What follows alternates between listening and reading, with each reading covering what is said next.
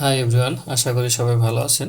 এ পর্বে আমরা অটোক্যাডের রিজিয়ন এবং বুলিয়ান অপারেশন এই দুটা কমান্ড নিয়ে আলোচনা করব। আমরা যখন রিজিয়ন কমান্ড দিয়ে কোনো অবজেক্টকে রিজিয়নে রূপান্তর করব তখন সেটা একটা সলিড অবজেক্টে পরিণত হবে। এখানে লক্ষ্য করেন আমাদের এই অবজেক্টের উপর ক্লিক করার সাথে সাথে এর চারপাশে কিছু গ্রিপ দেখা যাচ্ছে। আমি যদি এটা সিলেক্ট করি, একই অবস্থা। আমি এই গ্রিপগুলো টেনে অবজেক্টের শেপ পরিবর্তন করতে পারবো, কিন্তু আমি যখন সলিড অবজেক্টে রূপান্তর করব তখন কিন্তু আর এর শেপ পরিবর্তন হবে না। আমি কন্ট্রোল জেড চেপে আগের অবস্থায় চলে আসি। তো আমি ফার্স্টে আমার সার্কেলটাকে রিজিয়নে রূপান্তর করবো, এই জন্য ড্র প্যানেলে আসবো। ড্র প্যানেল থেকে রিজিয়ন, এটা হচ্ছে আমাদের রিজিয়ন কমান্ড। এর উপর মাউসের লেফট ক্লিক করে কমান্ডটা অ্যাক্টিভ করলাম।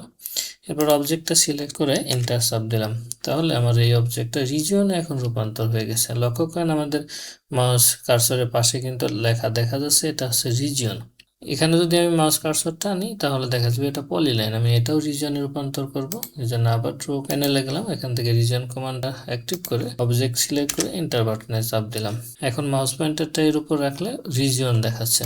আমি আবার আমার ট্রায়াঙ্গেলটা রিজিয়ন করি, রিজিয়ন কমান্ডটা অ্যাক্টিভ করলাম, অবজেক্ট সিলেক্ট করলাম, এন্টার বাটনে চাপ দিলাম।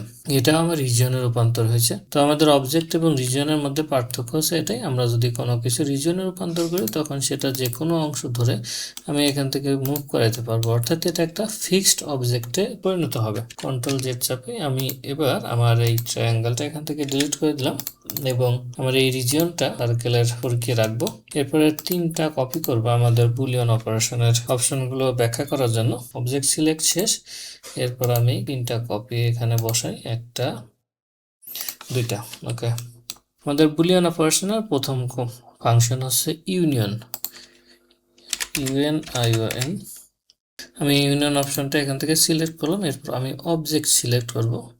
মেইনলি আমরা 2টা অবজেক্টকে এখানে একটা অবজেক্টে পরিণত করব। আমাদের এই একটা অবজেক্টে পরিণত করার আগে অবশ্যই অবজেক্টটাকে রিজিয়নে রূপান্তর করে নিতে হবে। আমি ফার্স্টে সার্কেল সিলেক্ট করলাম, এরপর আমার রেক্টেঙ্গেল সিলেক্ট করলাম, এরপর এন্টার বাটনে চাপ দিলাম। তো দেখা যাচ্ছে যে আমাদের অবজেক্টটা একটা ইউনিয়নে রূপান্তর হয়েছে। 2টা অবজেক্ট মিলে এখন একটা অবজেক্ট দেখা যাচ্ছে। এখন আমি এই অবজেক্ট থেকে এই অংশটুকু অথবা আমার রেক্টেঙ্গেল থেকে এই অংশটুকু কেটে দিব।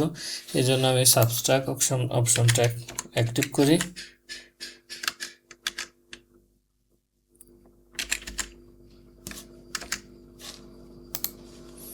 তো ফার্স্টে আমি যে অবজেক্ট থেকে সাবট্রাক্ট করব মেইন অবজেক্ট, সেটা সিলেক্ট করে এন্টার বাটনে চাপ দিব এবং আমি যে অবজেক্টকে সাবট্রাক্ট করব, যে অবজেক্টের ম্যাচিং অংশটুকু, সেটা সিলেক্ট করে এন্টার বাটনে চাপ দিব।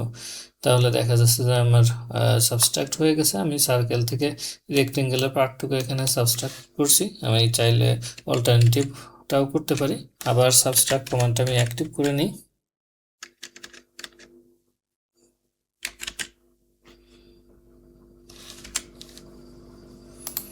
এবার আমি আমার রেক্টেঙ্গেল থেকে সার্কেলের অংশটুকু সাবট্রাক্ট করব, এই জন্য ফার্স্টে রেক্টেঙ্গেল সিলেক্ট করলাম, এন্টার বাটনে চাপ দিলাম। এরপর সার্কেল অপশনটা সিলেক্ট করলাম, এন্টার চাপ দিলাম। একইভাবে যে কোনো রিজিয়ন থেকে আমি সাবট্রাক্ট করতে পারবো। কন্ট্রোল জেড চেপে আগের অবস্থায় আসি। এরপর আমার এখানে ইন্টারসেক্ট যেটুকু হয়েছে আমি সেটুকু রাখবো এবং বাকিটুকু ডিলিট করে দেব। এই জন্য ইন্টারসেক্ট কমান্ডটা আমি এখান থেকে অ্যাক্টিভ করলাম। এরপর ফার্স্ট অবজেক্ট এবং সেকেন্ড অবজেক্ট সিলেক্ট করে এন্টার বাটনে চাপ দিলাম। তো দেখা গেছে আমার যতটুকু ইন্টারসেক্ট ছিল ততটুকুই আছে, বাকি সমস্ত পার্টটুকু ডিলিট হয়ে গেছে। তো আমাদের যদি এরকম কোনো অবজেক্ট তৈরি করার দরকার হয় তাহলে আমরা বুলিয়ান অপারেশনের যে কমান্ডগুলো শিখলাম, ইউনিয়ন, সাবট্রাক্ট এবং ইন্টারসেক্ট, এগুলো ইউজ করতে পারি। আর অবজেক্টের সলিড শেপ আনার জন্য তো অবশ্যই রিজিয়ন কমান্ডটা ইউজ করব। আপনারা ভালোভাবে এই কমান্ডগুলো প্র্যাকটিস করবেন। পরবর্তী টিউটোরিয়ালে আবার আপনাদের সাথে কথা হবে। ভালো থাকবেন সবাই, ধন্যবাদ সবাইকে।